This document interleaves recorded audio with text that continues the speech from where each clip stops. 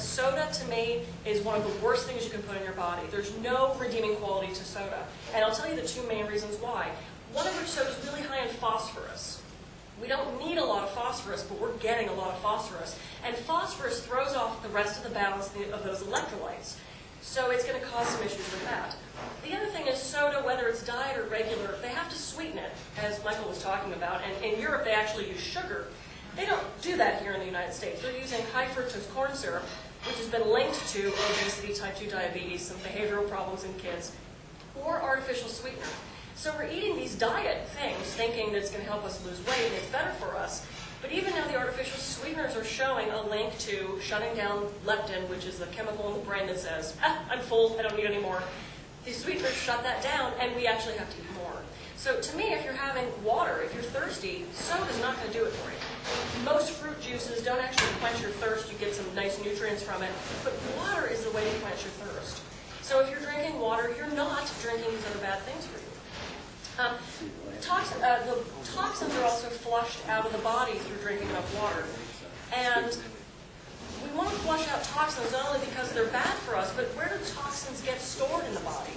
They're stored in our fat, because the body's not sure what to do with them.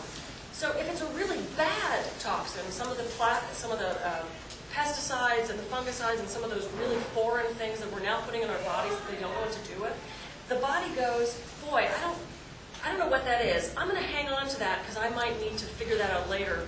And it encompasses it in more fat. If we can drink enough water to eliminate the toxins, we're going to be storing less fat in the body. So that's one of the ways that water is able to help obesity.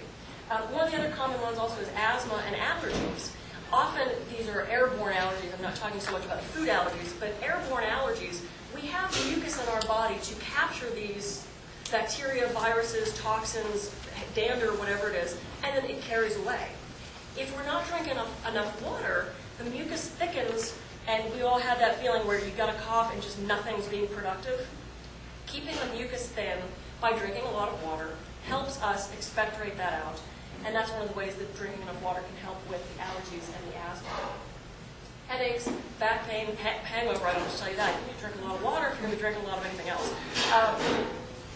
Water has always been thought of being a physical thing. We can help all these and so many more physical ailments. But what about water from an emotional standpoint? I'm going to switch gears. Oh, I'm sorry. No, switch gears and get in the water. We were talking about drinking the water. Let's go back to bathing in the water since that's how we started this. It is still very important to bathe in the water. They're using this a lot for physical therapy now. It helps enhance the range of motion, decrease joint pain. It's good for muscle aches. And for things like water aerobics, I have a lot of clients who are older who have joint issues. They can't get on a bike. They can't go jogging. Put them in the water. It's buoyant. It helps them to get the exercise in. I see a commercial now. They sell this pool that you strap yourself in and this current comes at you and you have to swim. That kind of scares me. I don't think I want to do that. But it's a good thing if you want to swim and you don't have a lot of space. You can be strapped in and you can actually run in that current as well. And it's a great way of helping people who can't get on planet Earth and run or jog. They're actually doing this with animals now as well. There's a physical therapy office for animals right next to my office. And the warm water helps loosen the muscles. It helps the dog float. There's a little treadmill. Don't try this with your cat. Boy, they really don't like that. That's just a whole mess of trouble right there. And then a couple of ways that you might not have thought to use water on an internal way. We have a neti pot. I don't know if you're familiar with the neti pot. It's an Ayurvedic technique, and it washes the impurities out of the nasal sinuses. You pour it in one side, it dribbles out the other. It's amazing. And then colon hydrotherapy. I don't want to get too into colon hydrotherapy because it is kind of pre-dinner. But there are some doctors that estimate that there are between 3 and 15 pounds of feces in the body. Picture a 10-pound bag of potatoes, okay? If that's in our bodies, we don't want that in our bodies. And sometimes we just need a little help getting it out of there. So I'm a huge proponent of doing colonics occasionally. It can become chronic. You don't have to do it all the time. If that's something you want to explore, make sure this is a qualified person. Make sure they have very clean equipment. Go look at the facility ahead of time. You want to make sure it's not some weird guy with like a bathtub and a hose. It doesn't work that way. You want to go to a very qualified practitioner for something like this. We talked about physical. Let's talk about the emotions that can be associated with water. A gentleman named Dr. Masaru Emoto wrote a book back in 1990 called The Hidden Messages in Water. And he's a monk, and what he found was if he had monks pray and meditate over water, the crystals looked different. They looked like that on the cover of his book. They were beautiful. They looked like snowflakes. They looked pure and energized. So he took this study a little bit further and he thought, well, what happens if what we're saying to the water isn't so nice? What if we're saying negative things to the water? And this is what he came up with. The top row is heavy metal music, You Make Me Sick, I Will Kill You, and Adolf Hitler.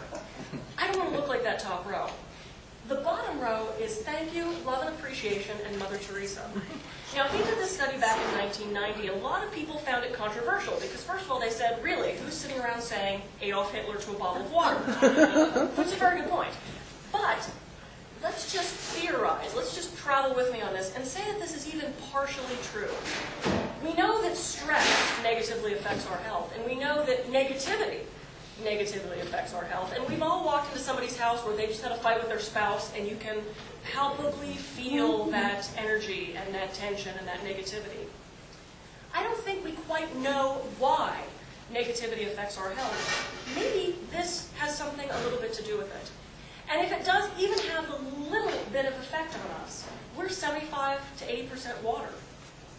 If the negative words that we're saying and the negative thoughts we're having are affecting those water cells in our body, what a vast change we can make in our own physiology by thinking positive things. They estimate that we have about 60,000 thoughts a day.